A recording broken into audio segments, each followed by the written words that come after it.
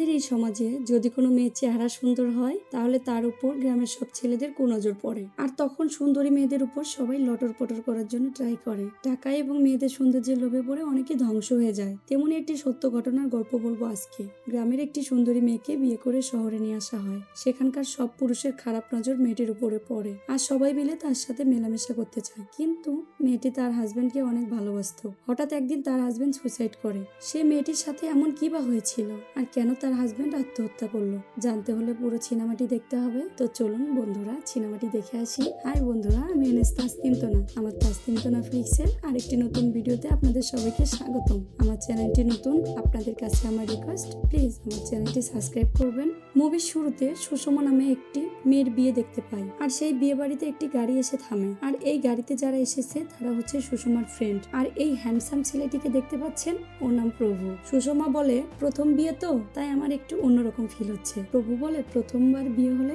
তাকে বিয়ে বলে, আর দ্বিতীয়বার বিয়ে হলে সেটাকে কি বিয়ে বলে নাকি, সেটাকে কি বলে জানিস, সেটাকে আওয়াজ বলে। তার মানে বোঝা যাচ্ছে বিয়ের পরের কাজ আগেই হয়ে গেছে। তারপর তারা বাসার ভিতরে ঢুকে পড়ে, আর তখনই সুষমার বাবা চলে আসে। তখন তার বাবা সুষমার এক বান্ধবীকে দেখে বলে, শহরে কি এসব ছোট ছোট ড্রেস পরে নাকি, আর এসব ছোট ড্রেস কি তুমি জেনে শুনেই পড়েছো? আঙ্কেল, এটা তো এখনকার যুগের ফ্যাশন না। সুষমার বাবা বলে, শরীর দেখানো কি ধরনের ফ্যাশন?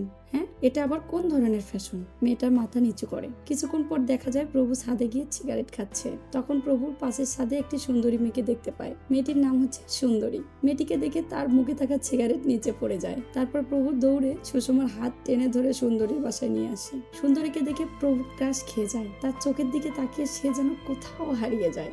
এজন্য প্রভু সুন্দরীর পিছনে পিছনে ঘুরতে থাকে। রাতে সবাই ড্রিঙ্কস করতেছিল, আর প্রভু ড্রিঙ্কস করতে করতে বলে, সুন্দরীকে আমি অনেক ভালোবাসি, আই লাভ ইউ সুন্দরী, আর আমি বিয়ে করলে তোমাকে করবো সুন্দরী। ড্রিঙ্কস করা শেষে সবাই সেখান থেকে চলে যায়, কিন্তু প্রভু যায় না। সে সেখানেই শুয়ে পড়ে। শুয়ে শুয়ে সুন্দরীকে নিয়ে স্বপ্ন দেখা শুরু করে। সকালে এসে সুন্দরী প্রভুকে ঘুম থেকে ওঠায়। তখনই প্রভু তাড়াহুড়া করে উঠে সুন্দরী গালে একটা কিস করে দেয়, আর এই জন্য সুন্দরী রেগে গিয়ে প্রভুর গালে কষা করে চড় মারে। পরের দিন প্রভু সুষমার বাবাকে নিয়ে সুন্দরীদের বাসায় আসে বিয়ের প্রস্তাব দেওয়ার জন্য। সুষমার বাবা বলে, প্রভু একজন অনাথ ছেলে, সে অনেক ভালো, সে ভালো একটা কোম্পানিতে চাকরি করে, আর তার স্যালারি পার মান্থ 1 লাখ টাকা। সুন্দরীর বাবা বলে, সে যতই ভালো বেতন পাক না কেন, আমি তো তাকে চিনি না, না কিভাবে অচেনা ছেলেটির হাতে আমি আমার মেয়েকে তুলে দিব? সুষমার বাবা বলে, আমি ওকে চিনি, আপনার মেয়ের কোনো সমস্যা হবে না। তখন সুন্দরী বলে, ও তো ড্রিঙ্কস করে। তখন প্রভু দাঁড়িয়ে যায়। প্রভু বলে, বিয়ের পর আমি সবকিছু ছেড়ে দিব। তারপর সে মাথায় হাত দিয়ে শপথ করে।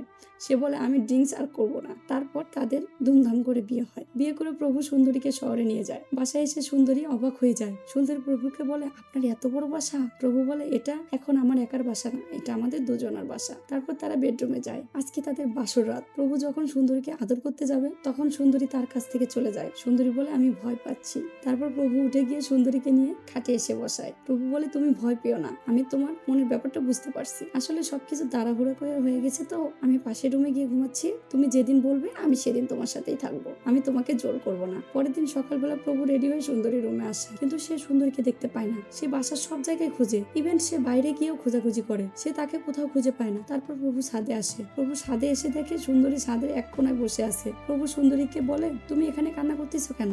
সুন্দরী বলে, আমার এখানে ভালো লাগছে না, তুমি আমাকে গ্রামে দিয়ে আসো। প্রভু বলে, বিয়ের পর মেয়েদের এরকম একটু হয়, মেয়েরা কি সারা জীবন বাবা মার কাছে থাকবে? বিয়ের পর তাদের বাবার বাড়ি থেকে শ্বশুর বাড়ি যেতে হবে না? বিয়ের পর তাদের শ্বশুর বাড়ি আপন হয়ে যায়। তারপর প্রভু সুন্দরীকে বুঝে সুঝে রুমে নিয়ে আসে। তারপর প্রভু অফিসে যাওয়ার সময় সুন্দরীকে আনিতার কাছে নিয়ে যায়। আনিতাকে বলে, ও আমার বউ। আনিতা বলে, হ্যাঁ, আমি তোমাদের সোশ্যাল মিডিয়াতেই দেখেছি। প্রভু বলে, এখানে নতুন তো, তাই একটু কষ্ট পাচ্ছে, ওর ভালো লাগছে না, ও ভয় পাচ্ছে। আমার আসার আগ পর্যন্ত তুমি কি ওকে তোমার কাছে রাখবে?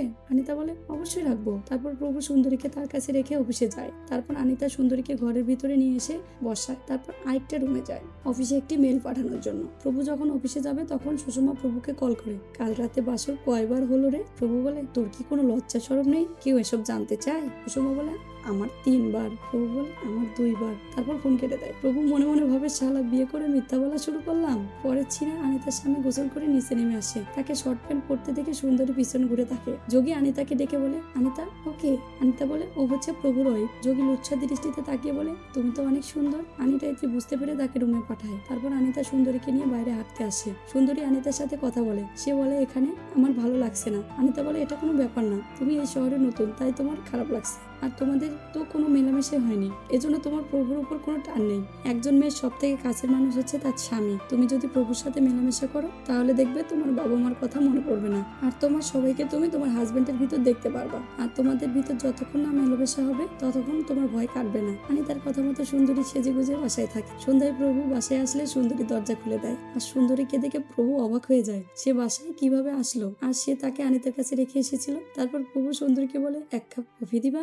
সুন্দরী বলে, আপনি গোসল করে আসুন, আমি আপনাকে কফি দিচ্ছি। প্রভু ডান্স করতে করতে গোসল করতে যায়, আর সুন্দরী কফি বানাতে শুরু করে। প্রভু মনে মনে ভাবে, লে হালুয়া, আজকে মনে হয় হয়েই যাবে। কফি খেতে খেতে প্রভু সুন্দরীর সাথে কথা বলতে থাকে, আর তখনই দরজায় নক করা শুরু হয়। কে একজন এসেছে। প্রভু দরজা খুলে দেখে তার বন্ধু এসেছে। ওর নাম রিতেশ। ও প্রভুর কাছে গেমের ফুটেজ নিতে এসেছে। রিতেশ সুন্দরীর দিকে লুচ্ছা দৃষ্টিতে তাকায়। প্রভুর থেকে ফুটেজ নিয়ে রিতেশ চলে যায়। তারপর প্রভু সুন্দরীকে বলে, চলো আমরা টিভি দেখি। প্রভু টিভিতে একটি হট গান ছেড়ে দেয়। এটা দেখে সুন্দরী অনেক লজ্জা পায়। প্রভু বলে, আমি বিয়ের আগে এসব গান দেখতাম, কারণ তখন তো আমার বউ ছিল না, সময় কাটাতে হবে না। সুন্দরী বলে, তখন বউ ছিল না, এখন তো বউ আছে না, এখন দেখার কি দরকার। প্রভু সুন্দরীর ইশারা বুঝে যায়। সে সুন্দরীকে বলে, সত্যি তুমি রাজি? সুন্দরী মাথা নেড়ে বলে, হ্যাঁ। তারপর তারা রোমান্স করতে রুমে যায়। একটা পর্যায়ে তাদের ফুলসজ্জা হয়েই যায়। পরের দিন প্রভু অফিসে ভালো পারফরমেন্সের জন্য বেস্ট এমপ্লয়ার অ্যাওয়ার্ড পাচ্ছে। এজন্য প্রভু তার সব কলিগদের তার বাসায় ইনভাইট করে। তারপর প্রভু সুন্দরীকে কল দেয়, বলে, সুন্দরী, আমি আমার অফিসের অ্যাওয়ার্ড পেয়েছি।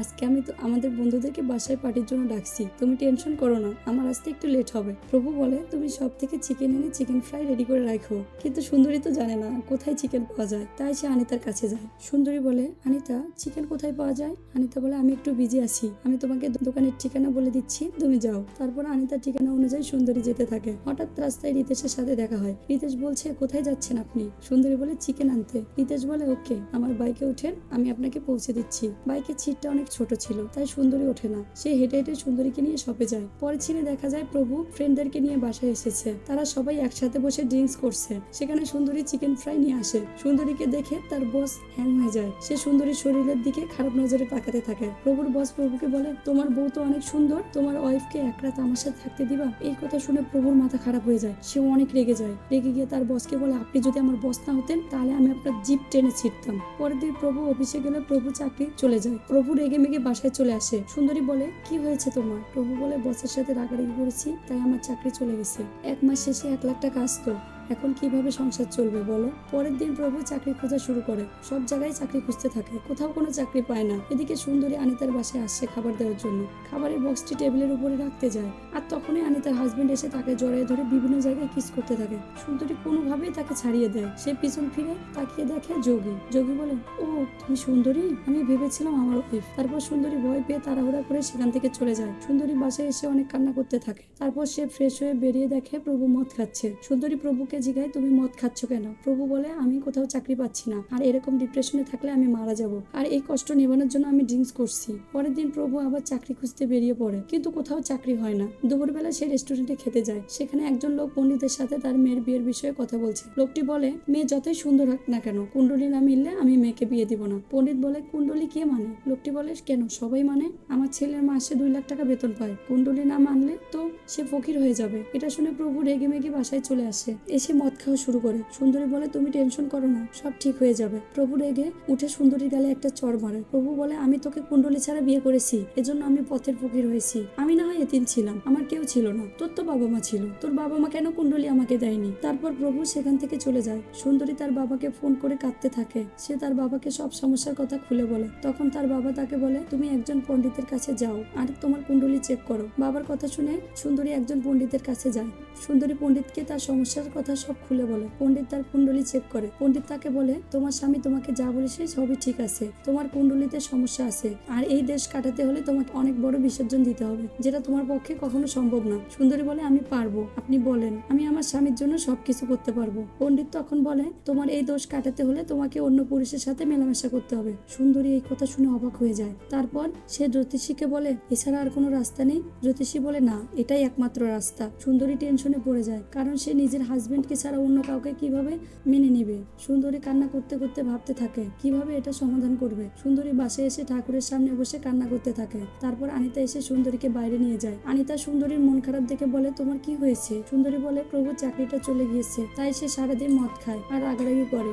এটা শুনে আনিতা বলে, এটা একটা খারাপ খবর। বিয়ের আগে প্রভু টাকার জন্য দুইবার সুসাইড করেছে, আমরা তাকে কোনো রকম বাঁচিয়ে দেই, তুমি প্রভুর দিকে খেয়াল রাখো সুন্দরী। সুন্দরী বলে অল্প টাকার জন্য এমনটা করছে?